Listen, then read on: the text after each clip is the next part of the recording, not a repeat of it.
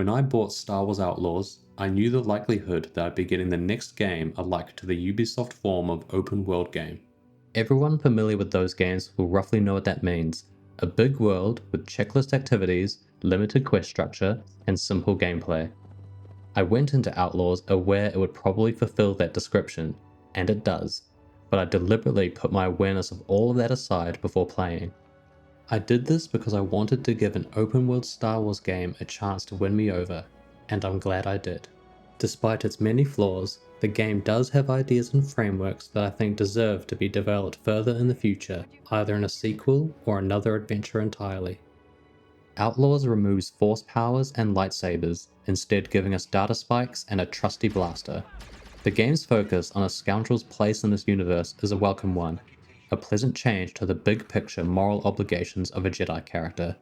It's a refreshing perspective for a Star Wars game, let alone an open world Star Wars game. Massive Entertainment have visually and thematically nailed the gritty and underground elements of Star Wars here. They've picked a great setting in the universe to explore locations not often seen in modern Star Wars, and also tell more grounded stories. Many open world games in the past have struggled to balance the stakes in their story with the player-driven exploration and discovery in their open world. I think back to Fallout 4. How on earth could I prioritize building houses for random travelers when my child was abducted and my spouse murdered in front of me? How do I properly immerse in the exploration aspects of a wasteland Boston when I have this deeply personal revenge and rescue mission to pursue? When open world games try to set high stakes too early, it can create a conflict of interest between the main character and the player. It becomes a burden to try harmonize the story being told within the open world setting on offer. Outlaws doesn't really have this problem, at least for me. I've seen reviews of the story in Outlaws, many having negative views on how driveless it is for most of the game. I, on the other hand, found this approach to be advantageous in immersing in the open world experience. Our main character, Kay Vess, is quite insular at first. Her primary focus is simple, making money and clearing the bounty on her head. This might be troublesome for those trying to connect with her emotionally, given how self-centered and small scope these goals are. But for me, this made it easier to engage in the various open world activities on offer. If Kay is only motivated to make money, then I feel free to make that money however I want in the open world.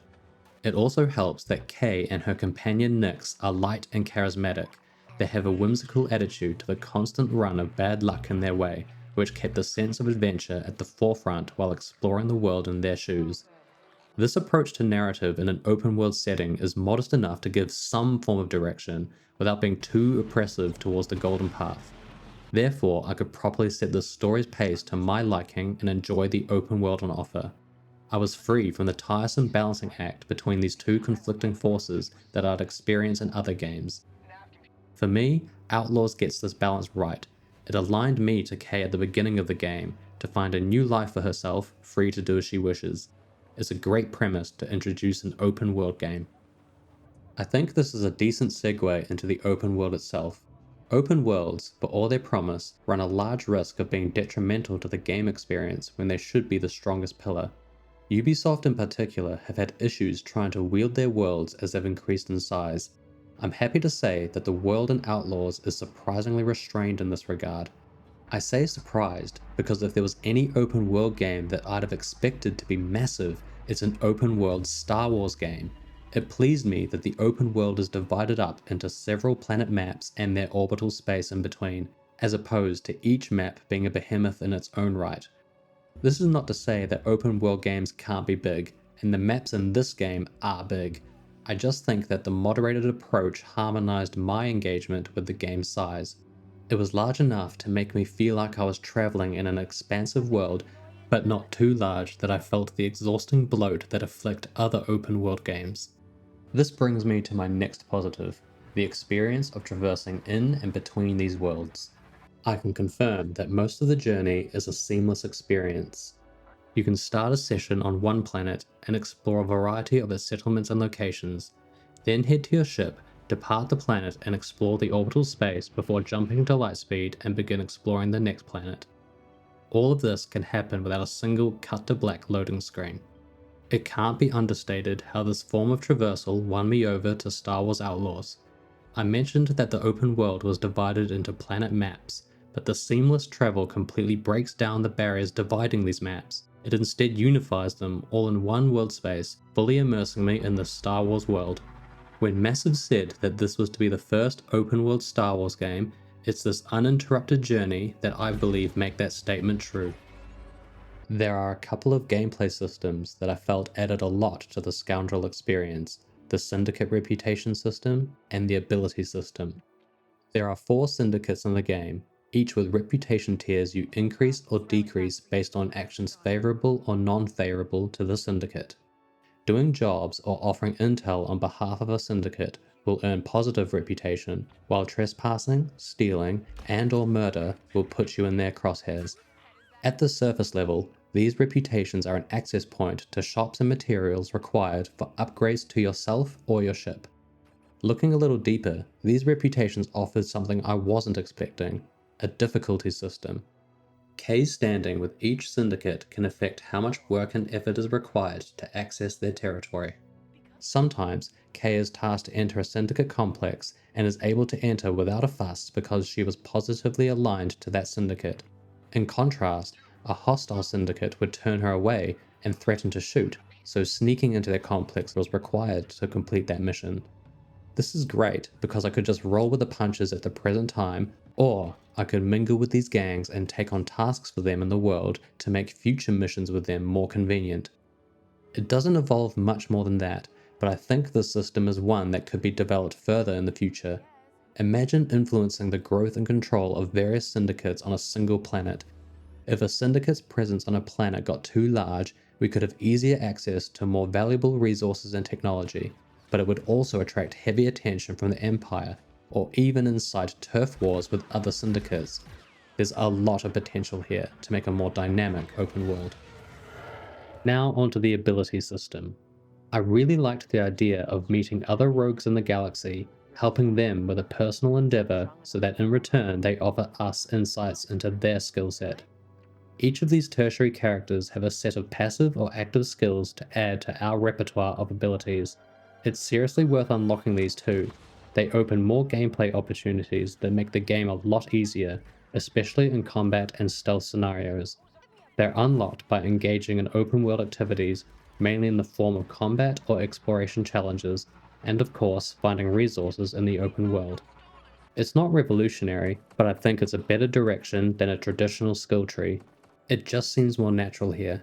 It makes sense that Kay would become more proficient in her abilities through her interaction with a range of people and exploring the open world.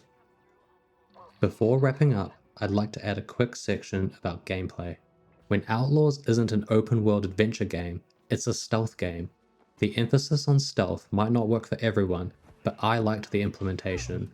It's simple, but competent. My favorite aspect of its inclusion is the sense of danger it brought back into the universe. Yeah, it's definitely weird that Kay can knock out a helmed stormtrooper with a single punch, but I didn't care about that enough for it to pull me out of the game, honestly. Stranger things have happened. My meaning about sense of danger is that approaching an Imperial base actually requires a bit more consideration. We can't just use a lightsaber or force powers to clear the enemy encounters. We have to navigate through these spaces with care to avoid getting caught. If you are caught, you might have to restart the entire approach again, if not trigger a combat scenario. I thought this added a nice layer of tension underneath these stealth sequences. Kay herself is quite vulnerable in combat situations as well, and fighting stormtroopers or syndicate lackeys can be quite challenging given her limited toolkit. She can pick up enemy guns in the surrounding environment as well, but only for as long as the clip lasts or if she climbs a ladder. They are not a permanent addition to Kay's arsenal. I understand this might bother some people, but to me it's fine. She's not a soldier, she's a scoundrel. It's a combat option that emphasizes Kay's resourcefulness in a violent situation, and I wouldn't expect her to keep them when she often needs to remain light on her feet. Overall, the combat was solid, but definitely on the simple side. If a sequel was greenlit, I'd like to see more additions and modifications to Kay's toolkit so that stealth and combat encounters could have more strategy and variation. Do or do not, there is no try. An utterance daring one to fully commit to one's goals and achieve them. Does Star Wars Outlaws achieve its goal to be the first open world Star Wars game? In many ways, yes, I think it succeeds in that goal. It is definitely a flawed game, but I'm glad I was able to look past those flaws and find good ideas that I want to see more of in an open world game. It felt liberating to explore a sizable but manageable open world that wasn't at odds with an oppressive narrative. The focus on the scoundrel experience is solid, with in-game systems and characters supporting that theme in the context of an open world. Removing players from their comfort force power fantasy and overcoming the dangers of the galaxy as a vulnerable main character is a thrilling idea. Star Wars Outlaws isn't a great game, but it does try things that I appreciated. Even amidst the roughness, its potential shined through to excite me for a sequel, where the really good ideas can truly meet the heights they deserve. It is from this point of view that I feel Star Wars Outlaws succeeds.